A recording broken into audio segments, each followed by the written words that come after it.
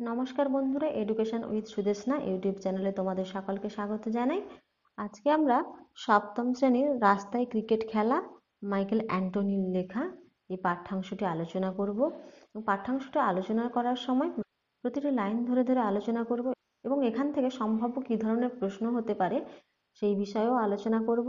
তাই তোমরা পুরো ভিডিওটি স্কিপ না করে দেখতে থাকো প্রথম থেকে, এবং এখনো পর্যন্ত যারা এই চ্যানেলটিকে সাবস্ক্রাইব করনি তারা প্লিজ চ্যানেলটিকে শেয়ার এবং সাবস্ক্রাইব করে দিও। আগে আমরা জানি মাইকেল অ্যান্টনি সম্পর্কে। 1913 খ্রিস্টাব্দে মাইকেল অ্যান্টনির জন্ম। তার জন্ম ওয়েস্ট ইন্ডিজের মেয়ারোতে। তিনি তার শিক্ষা পর্ব শেষ করে এক কারখানায় তিনি কাজ করতেন।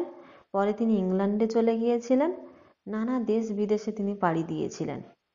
ত্রিনিদাদ ও টোবাগোর জীবন তার উপন্যাসে আর গল্পে আশ্চর্য মূর্ত হয়ে সজীব হয়ে উঠেছিল। তার বিখ্যাত উপন্যাস হল green days by the river, মানে নদীর ধারে সবুজ দিনগুলি। 1967 খ্রিস্টাব্দে তিনি লিখেছিলেন। স্ট্রিটস অফ কনফ্লিক্ট, পথে পথে সংঘাত, 1976 খ্রিস্টাব্দে। গল্পগ্রন্থের মধ্যে উল্লেখযোগ্য হল cricket in the road and other stories, রাস্তায় ক্রিকেট ও অন্যান্য গল্প, 1973 খ্রিস্টাব্দে লেখা। এবার আমরা মূল পাঠ্যাংশে আসি। বর্ষাকালে রাস্তায় ক্রিকেট খেলার সুযোগ মিলত অল্পই। বর্ষাকালের সময় রাস্তায় ক্রিকেট খেলার সুযোগ কমই মিলত, কারণ কি, বৃষ্টি হলে খেলাধুলো করতে পারতো না, তাই সুযোগ খুবই কম থাকতো। যতই খেলতে যেতাম বৃষ্টি এসে আমাদের তাড়া করে ফের উঠোনে ঢুকিয়ে দিত। বললাম তো, যখন তখন বৃষ্টি চলে আসতো, তাই বৃষ্টি এসে কি করতো, তাড়া করতো আর সবাই মিলে ঘরের উঠোনে চলে যেত। বর্ষাকালে এইরকমই ছিল মেয়ারো। মেয়ারো হচ্ছে একটা জায়গার নাম। লেখক ছোটবেলায় যে জায়গায় বড় হয়েছিলেন সেই জায়গার নাম ছিল মেয়ারো। সেখানকার আকাশ সর্বদাই মেঘে ঢাকা থাকতো। সমুদ্রের ওপর জলভরা কালো মেঘ মুখ গোমড়া করে নিচু হয়ে ঝুলত, আর বাতাস ছুটে এসে বদমেজাজে ঝাপট মারত নারকেল বনে। সেখানকার আকাশ সবসময় মেঘে ঢাকা থাকতো, আর সমুদ্রের ওপর যেন মেঘ জলভরা মুখ নিয়ে মুখ কালো করে মুখ গোমড়া করে ঝুলে থাকতো।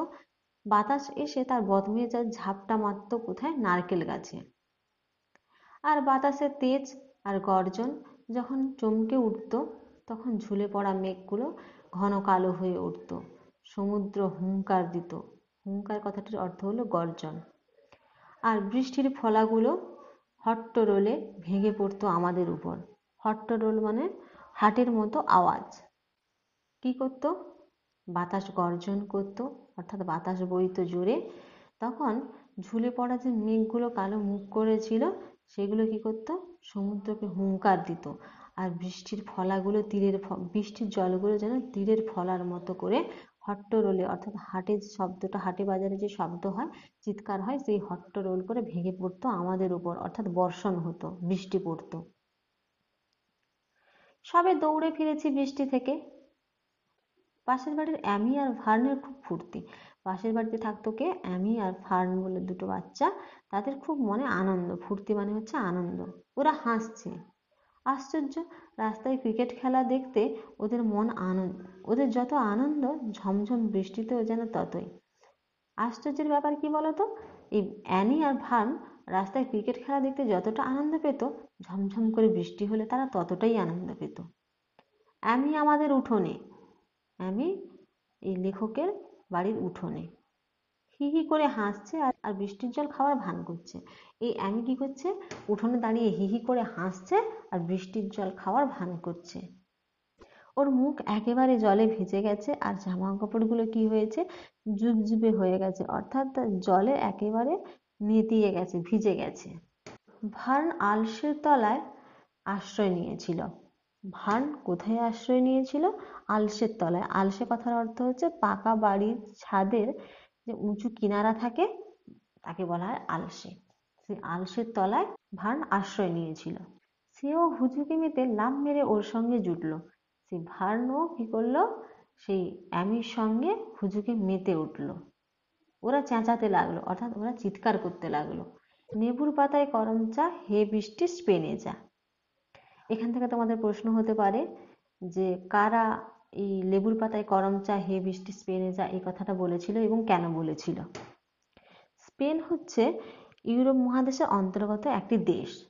একটু পরেই পাশের বাড়ি থেকে বেরিয়ে এলেন তাদের মা ছেলেদের এই দুষ্টুমি দেখে বাড়ি থেকে বেরিয়ে এলেন। তিনি নিশ্চয়ই শব্দ শুনে বুঝেছিলেন ভার্ন আর অ্যামি ঝোপের মধ্যে অদৃশ্য হলো। এই দেখে কি করলো, ভার্ন আর অ্যামি মায়েদের আসার শব্দ শুনে লুকিয়ে গেল ঝোপের মধ্যে। অদৃশ্য কথাটির অর্থ হচ্ছে মিলিয়ে যাওয়া। আমি দাঁড়িয়ে রইলাম, বৃষ্টির জন্য মনটা খারাপ। তারপর ভার্ন এর ব্যাট আর বল বাড়ির তলায় ঢুকিয়ে রেখে ভেতরে গেলাম। তারপর কি করলাম, ভার্নের যে ব্যাট আর বলটা নিয়ে খেলছিলাম সেটা বাড়ির নিচে ঢুকিয়ে রেখে গেলাম। নিকুচি। নিকুচি কথাটির অর্থ হচ্ছে শেষ বা দফা রফা। মনে মনে বললাম, এই নিকুচি কথাটা মনে মনে বলতে লাগলো। এই নিকুচি কথাটির সমার্থক শব্দ আসতে পারে। যখন বৃষ্টি নামলো তখন আমি ব্যাট করছিলাম। যখনই আমি ব্যাট করি তখনই কেবল বৃষ্টি পড়ে। পাছে চাদর ময়লা হয়, তাই পা মুছে বিছানায় উঠে পড়লাম। বিষণ্ণ হয়ে বসেছিলাম। বিষণ্ণ কথাটির অর্থ হচ্ছে বিষাদযুক্ত। মনে হচ্ছিল সত্যি বৃষ্টিটা চলে গেল। যাক, ভান যা বলেছিল। এমন সময় কলজেটা যেন লাফ দিয়ে আমার গলায় উঠে এলো। কলজে কথাটির অর্থ হলো হৃদয়, যেন লাফ দিয়ে গলায় চলে এলো, এমনই তার মনে হলো। আকাশ চিরে কান ফাটানো শব্দে বাজ পড়ল। তাড়াতাড়ি জানালা বন্ধ করে দিলাম। ছাদের উপর বৃষ্টির ভয়ানক হাতুড়ি পড়তে লাগলো। বাজের ভয়ে সিটিয়ে রইলাম, অর্থাৎ বাজ পড়ার ভয়ে একদিকে গুটিয়ে রইল। জানি আবারও পড়বে। অপার্থিব আর বিদ্যুতের অপার্থিব চমকের ভয়েও। বিদ্যুতের অপার্থিব অর্থাৎ যা আশা করা যায়নি এমন চমকের ভয়েও একদম জুবুথুবু হয়ে একদিকে সাঁটিয়ে গেছিল। ভেতরে ভেতরে হিংস্র আওয়াজটাকে আমি ভয় পেতাম। এই প্রশ্নটা হতে পারে, ভেতরে ভেতরে হিংস্র আওয়াজটিকে কেন ভয় পেত বা কে ভয় পেত? বৃষ্টির ভয়, তার সঙ্গী বাজ বিদ্যুতের ভয়, উপকূলে আছড়ানো সমুদ্রের ভয়, ঝোড়ো হাওয়ার ভয়, বৃষ্টি থেমে যাওয়ার পর সবকিছু মরার মতো হয়ে থাকার ভয়। আরেকবার বিদ্যুৎ ঝলকে চমকে উঠলাম। চমক ভাঙবার পরেই আবার এক ভয়ঙ্কর বজ্রপাতের শব্দ, আকাশ কেঁপে উঠল। আমি চিৎকার করে উঠলাম, বুঝতে পারলাম না। মা ছুটে ঘরে ঢুকছে। আবার বাজ পড়ল আর আমি ছিটকে পড়ে গেলাম খাটের তলায়। শ্যালো শ্যালো, প্রথমে তোর ব্যাট। শ্যালো একজন ওদেরই সাথে খেলতো একটা বাচ্চা, তার নাম শ্যালো। তাকে বলা হচ্ছে প্রথমে তোর ব্যাট আছে, অর্থাৎ সে প্রথমে খেলবে, ব্যাট করবে। ভার্ন রাস্তা থেকে চেঁচিয়ে ডাকে, বৃষ্টি থেমে গিয়ে রোদ উঠেছে। কিন্তু আমি এখনো ঠিক সামলে উঠিনি। কারণ কি, সে তো বিদ্যুতের চমকানিতে বজ্রপাতের আওয়াজে ভয় পেয়ে গেছিল, তাই বলছে সে এখনো সামলে উঠতে পারেনি, ঠিক করে উঠতে পারেনি নিজের মনকে। অনিচ্ছা সত্ত্বেও বাইরের দরজা দিয়ে তাকিয়ে দেখলাম ভার্ন দাঁড়িয়ে দাঁত বের করে হাসছে আর অধৈর্য ভরে হাত নেড়ে আমাকে ডাকছে। জানলা খুলে দেখলো কি, ভার্ন অধৈর্য হয়ে গেছে, খেলার জন্য অস্থির হয়ে গেছে। সে দাঁড়িয়ে আছে এবং হাসছে, ও হাত বের করে ডাকছে, তোর ব্যাট প্রথমে। সে বলে, ভার্ন কি বলছে, তোর ব্যাট প্রথমে আছে। যেন আমাকে নির্বিকার দেখেই সদ্য বেরোনো অ্যামির দিকে সে তাকায়। সদ্য তক্ষুনি অ্যামি বেরিয়ে গেছে আর শ্যালো এখনো নির্বিকার আছে দেখে অ্যামির দিকে তাকিয়ে আছে। 2 নম্বর ব্যাটকে? আমি বলি। আমি প্রায় একই সঙ্গে অ্যামি চেঁচায়, মানে ভার্নও চেঁচাচ্ছে, শ্যালোও চেঁচাচ্ছে, শ্যালোও চেঁচাচ্ছে, আবার অ্যামিও চেঁচাচ্ছে যে 2 নম্বর ব্যাটটা তাদের। আমি 2 নম্বর ব্যাট, ভার্ন বলে। আবার ভার্নও বলছে আমি 2 নম্বর ব্যাট। অ্যামি প্রতিবাদ করে, না আমি আগে। ভার্ন অধীর হয়ে পড়ে। এদিকে অ্যামি আর আমি তর্ক করি। তারপর যেন তার মাথায় একটা মতলব আসে। পকেট থেকে একটা পেনি বার করে টস হয়। কি চাস? পেনি হলো ইউরোপের মুদ্রা। আমি বলি হেড, অ্যামি বলে টেল। টেল পড়বেই।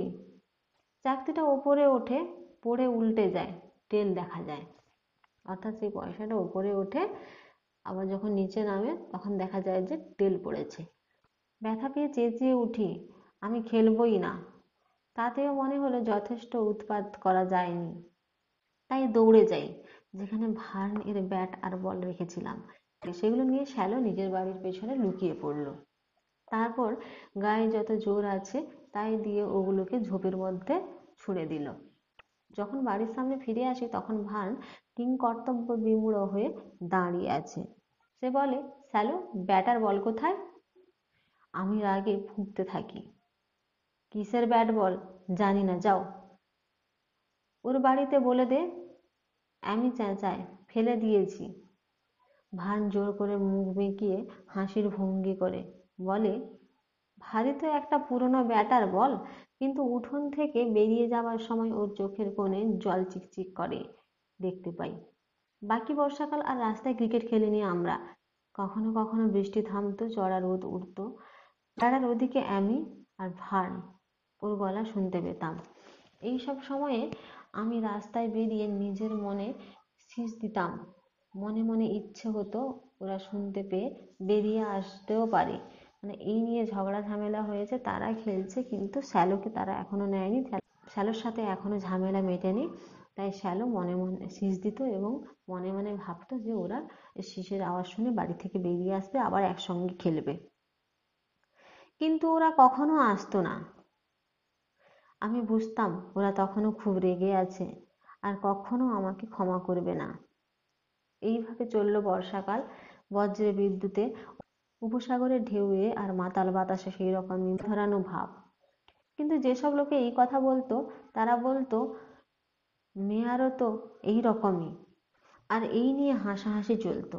আর কখনো কখনো বৃষ্টির মধ্য দিয়ে, এমনকি বাজের আওয়াজের মধ্য দিয়েও বেড়ার উপাস থেকে ভেসে আসতো ভার্ন এর গলা, হে বৃষ্টি স্পেনে যা। আর আমি অনেকবার ঠিক করেছি সাহসী হব, কিন্তু যখনই বাজ পড়তো অমনি ছিটকে ঢুকতাম খাটের তলায়।